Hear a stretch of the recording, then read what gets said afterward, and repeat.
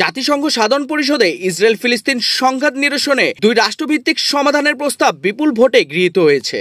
শুক্রবার নিউ ইয়র্কে অনুষ্ঠিত ভোটে 142টি দেশ প্রস্তাবের পক্ষে, 10টি দেশ বিপক্ষে এবং 12টি দেশ বিরত থাকে। প্রস্তাবটির নাম দেওয়া হয়েছে নিউ ইয়র্ক ঘোষণা।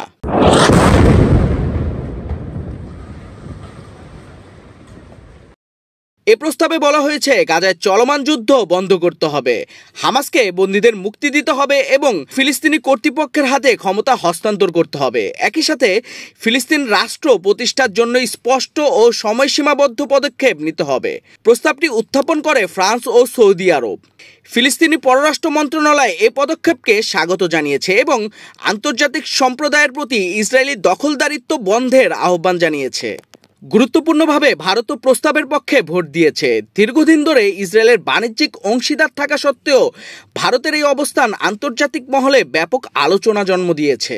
এদিকে ইসরায়েল প্রস্তাবটি প্রত্যাখ্যান করেছে। ইসরায়েলের পররাষ্ট্র মন্ত্রণালয় একে রাজনৈতিক প্রহসন বলে উল্লেখ করে দাবি করেছে জাতিসংঘ বাস্তবতা থেকে বিচ্ছিন্ন হয়ে গেছে।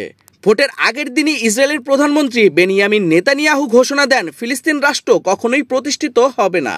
পাশাপাশি পশ্চিম তীরে নতুন বসতি স্থাপনার পরিকল্পনায়ও সই করেন তিনি।